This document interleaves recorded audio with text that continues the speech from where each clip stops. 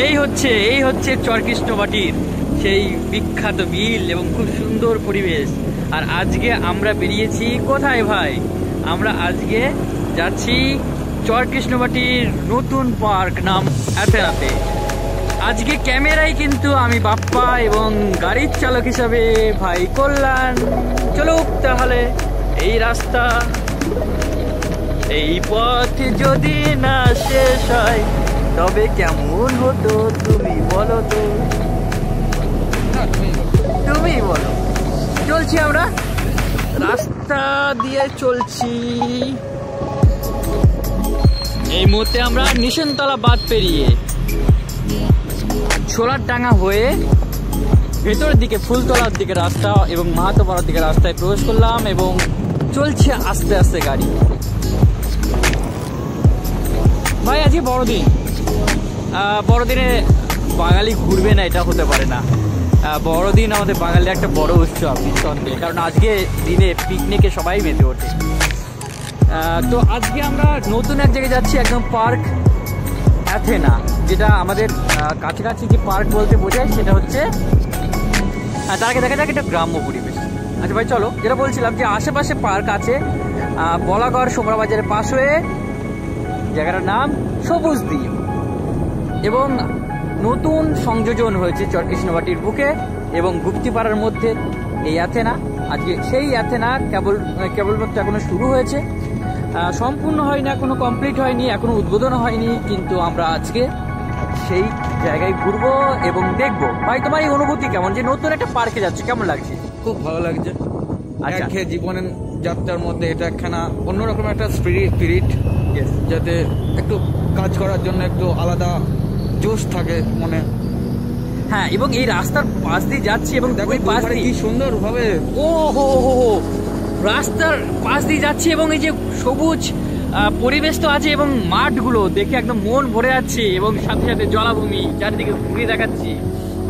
এবং তুমি কি দেখছো যে বোরো ধানের বীজ তৈরি হচ্ছে আশেপাশে, কেমন লাগছে ভাই?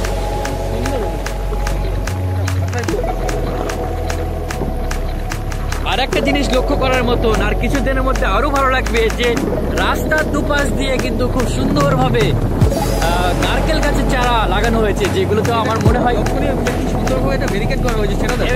হ্যাঁ, খুবই সুন্দরভাবে এর পরিচর্যা, একে বলে পরিচর্যা, এবং এই পঞ্চায়েতের সুনাম আছে এই বিষয়ে। এবং দেখো শুধু তাই নয়, এখানে কোনো ইলেকট্রিসিটি নেই, কিন্তু সোলার সিস্টেম, যেটা দেখো সোলার সিস্টেম, এটা কিন্তু দেখার মতন, তাই না কল্যাণ? এবং দেখো জমির পাশ দিয়ে মটরশুঁটি গাছ একদম কাছাকাছি, যেগুলো আমরা পাই না অনেক সময়, এবং সেই জমির মধ্যে দিয়ে মটরশুঁটি গাছ আমরা দেখতে পাচ্ছি, সাথে পেঁয়াজকলি, পেঁয়াজ, তার সাথে সর্ষে। এই সময় সর্ষের কথা বলতে মনে পড়ে যে সর্ষের ফটো তুলতে খুব ভালো লাগে, এবং তার মধ্যে সর্ষের মধ্যে যদিও চাষির একটুখানি সমস্যা হয়, আমরা কিন্তু ফটো তুলি। যাই হোক, আমরা এগিয়ে চলছি, একটু স্পিডটা বাড়বে আশা করি।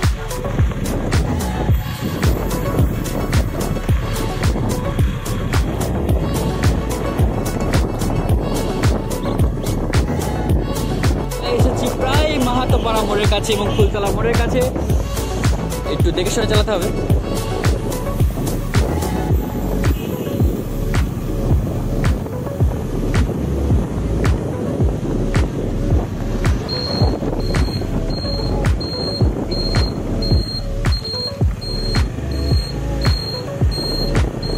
আমাদের আগমন হচ্ছে অ্যাথেনা পার্কে, এবং অনেকটাই দূর শুনেছি, দেখি কোনোদিন যাইনি। গ্রাম্য পরিবেশ এবং এক কথায় খুব সুন্দর, এবং এখান থেকে নামতে হবে, এবং রাস্তাটা কিন্তু খুবই সুন্দর। বললাম, তুমি যখন দেখবে যে দুপাশে ফসল এবং খুব সুন্দর ফসলের মধ্যে দিয়ে তুমি এত সুন্দর একটা রাস্তা দিয়ে যাচ্ছ, তখন তোমার অনুভূতিটা কেমন হবে? ভাষায় বলে, সত্যি একদম ভাষায় কিন্তু বলে বোঝানো যাবে না। এবং তুমি দূরে দেখতে পাচ্ছ কল্যাণ যে বকগুলো ঘুরে বেড়াচ্ছে, যেগুলো কিন্তু সবসময় থাকে না, বছর একটা নির্দিষ্ট সময় এই টাইমটা কিন্তু দেখতে পাওয়া যায়। এবং আশেপাশের দারুণ দারুণ, এক কথায় দারুণ। ওই যে পরিযায়ী পাখিগুলো, যেগুলো বছর একটা নির্দিষ্ট সময় আসে, সেইগুলো কিন্তু দেখা যাচ্ছে। আহা আহা,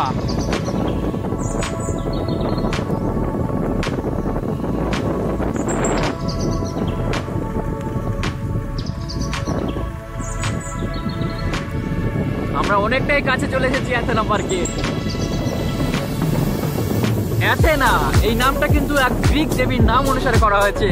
গুপ্তিপাড়া চর, কৃষ্ণবাটি, মাহাতো পাড়াতে এই অ্যাথেনা পার্ক অবস্থিত এবং সম্পূর্ণভাবে গঙ্গার পাশে অবস্থিত এই অ্যাথেনা পার্ক।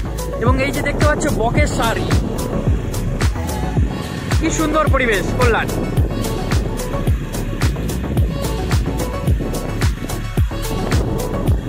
তবে কল্যাণ পিকনিকের স্পট হিসেবে কিন্তু জায়গাটা খুবই সুন্দর, কি বল? এই অ্যাথেনা পার্কে কিন্তু শুধু আমরাই যাচ্ছি না, আরো অনেকেই যাচ্ছে, দেখা যাক ওখানে। এবং কল্যাণ সামনে কিন্তু শস্যের জমি, আমি যেটা বলছিলাম বারবার যে শীতকালে এই শস্যের জমি আমরা সবসময় দেখতে চাই এবং সামনে পড়ছে, কত সুন্দর লাগছে বলো কল্যাণ, দুর্দান্ত এই দৃশ্য। কিন্তু মানে শুধু চোখেই ফিলিংসটা নিতে হবে।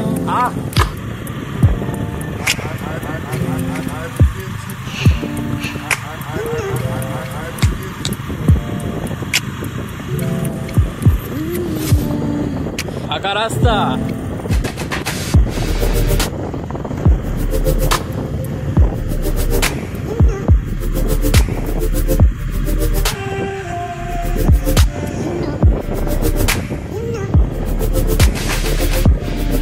শুধু তাই নয়, পার্কে কিন্তু দেখা পেল গাড়িরও আরো গাড়ি আসছে। অতএব পার্ক কিন্তু জনপ্রিয় হতে চলেছে কল্যাণ, এবং জনপ্রিয় জায়গা হবেই ভবিষ্যতে, কি বলো? দুদিকে আমের বাগান, আহা।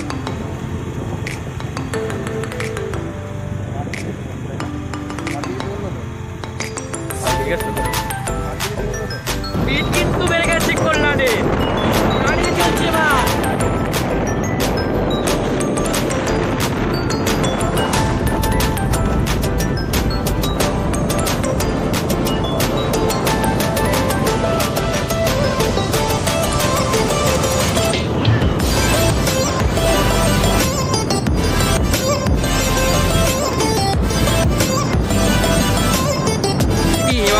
কাঁচা রাস্তা ধরতে হবে আমাদের, তো সাবধানে গাড়িটা চালাতে হবে কল্যাণ।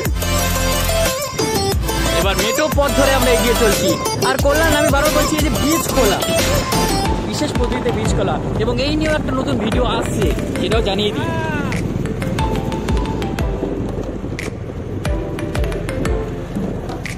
তবে একটা অন্যরকম ফিলিংস কল্যাণ।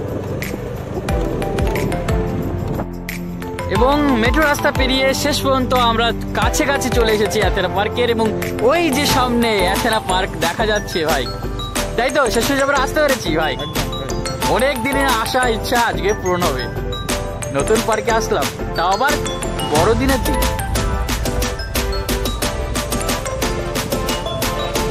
এবং অনেকে এসেছি ইতিমধ্যে। এই হচ্ছে অ্যাথেনা পার্ক, চর কৃষ্ণবাটি, দেখতে পাচ্ছেন।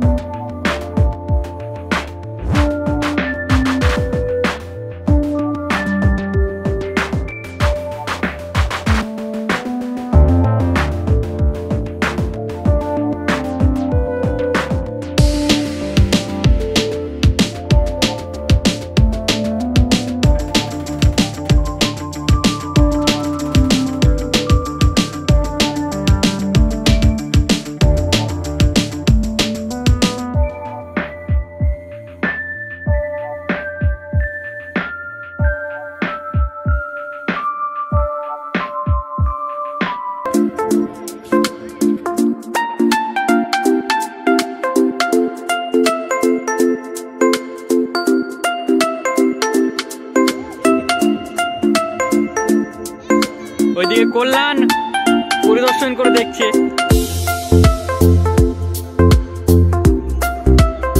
খুব সুন্দর লাগছে পরিবেশটা, এবং নবাগত অ্যাথেনা পার্ক। এখন টাইলস গুলো লাগানো হয়নি, করলাম, খুব সুন্দর লাগবে আশা করি। এবং সামনে কিছু বসানো হয়েছে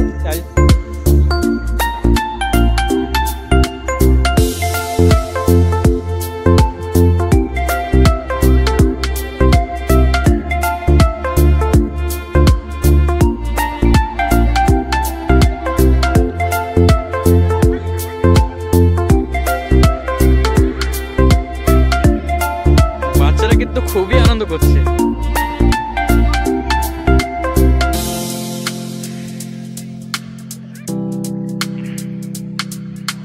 আসলাম, একটা সেলফি তুলবো না তা তো হয় না, তাহলে ভাইয়ের সাথে একটা সেলফি হয়ে যায়।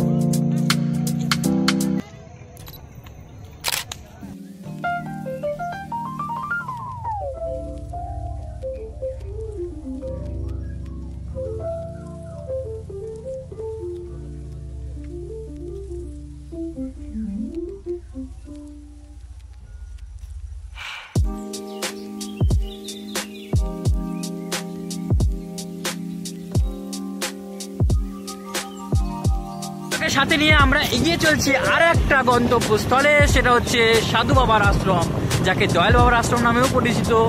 ফুলতলার দয়াল বাবার আশ্রমে আমরা চলছি।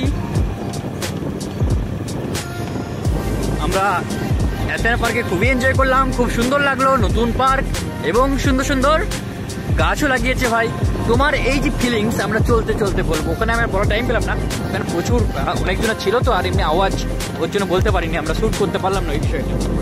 তো বলো কেমন লাগলো অ্যাথেনা পার্কে, কেমন মনে হলো, মানে কি মনে হলো? তুমি তো অনেক পার্কে গেছো আশা করি, তো কেমন লাগলো? পার্ক এখনো সম্পূর্ণভাবে সাজানো হয়নি, তবে যতটুকু কাজ হয়েছে এখনো পর্যন্ত ভালোই হয়েছে। কাছে গঙ্গা আছে, যেটাকে আমরা হুগলি নদী বলে সম্ভবত এটা পরিচিত। হুগলি নদী, তাই না? এটা হ্যাঁ, এটা হুগলি নদী, একদম ঠিকই ধরেছে, হুগলি নদী। এটা তার পাশে আমরা একটা সত্যি এটা গর্বের বিষয়, আমার মনে হয় বিষয় একদম। আর তারপরে এই যে এখানে সেই আমাদের বিশ্বকবি রবীন্দ্রনাথ ঠাকুরের একটা বিখ্যাত লাইন, বিখ্যাত গান, ওই গান ছাড়া ওই রাঙা মাটির পর আমার মন ভোলা। একদম একদম তোমার এই ফিলিংস এর সাথে আমি সহমত করলাম। এই দেখো চারিদিকে কি সুন্দর, আহা আহা, চারিদিকে সর্ষে ক্ষেত, এদিকে মুসুরির ক্ষেত। এগুলো দেখতে হলে একটা অন্যরকম মাইন্ডসেট দরকার হয়। একদম একদম এক্স্যাক্টলি পুরো ঠিক বলেছো কল্যাণ। গ্রামের সেই ভাবটাও দেখতে পাবো। এবং ছিম ফুলছে পাশে, ছিমের জমির পাশ দিয়ে সূর্য মামাকে সাথে নিয়ে আমরা এগিয়ে চলছি। কল্যাণ গাড়ি চালাচ্ছে, বড় চোখ সহকারে গাড়ি চালাচ্ছি, আর আমি পিছনে বসে আছি, এরকম কথা বলছি।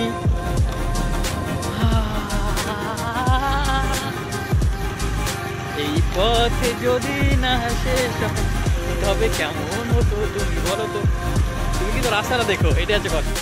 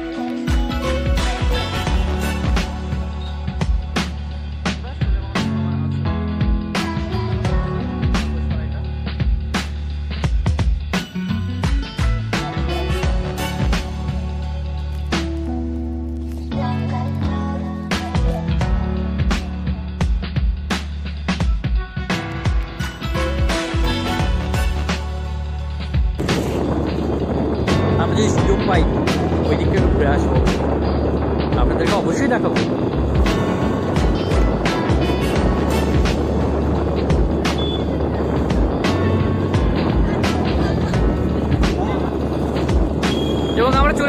আমাদের আকাঙ্ক্ষিত সেই সুলেমান বাবার আশ্রমে।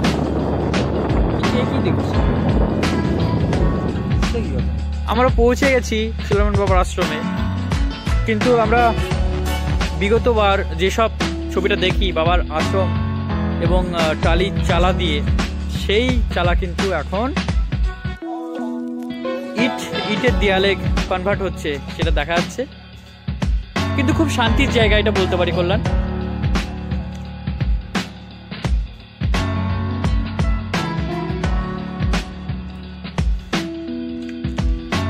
এবং সামনে পঞ্চমুণ্ডির আসন, সেটাও দেখাবো।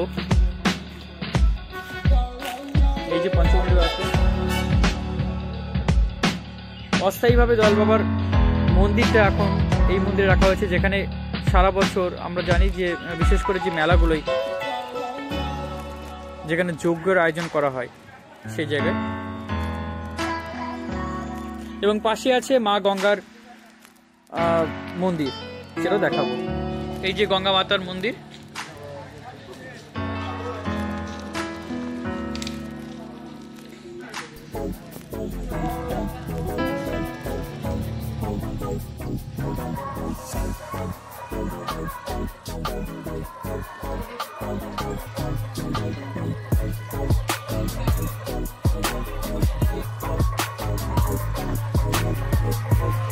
শান্ত পরিবেশ, সবুজে ঘেরা শান্ত পরিবেশ।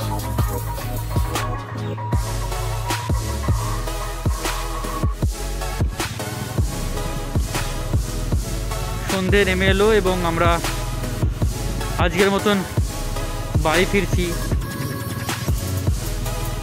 দূরে ধোঁয়াশাগুলো দেখা যাচ্ছে যে আস্তে আস্তে অন্ধকারের সাথে মিলিয়ে যাচ্ছে। খুব সুন্দর লাগলো আজকে আমাদের এই যাত্রা। আশা করি আপনাদেরকেও আপনাদের মনের মতন ভিডিওটা আমরা দিতে পেরেছি। ভবিষ্যতে আরও ভালো সুন্দর সুন্দর ভ্রমণ কথা নিয়ে অনেক ভিডিও নিয়ে আসবো। সঙ্গে সেই চেনা কল্যাণ থাকবে এবং আমি থাকবো।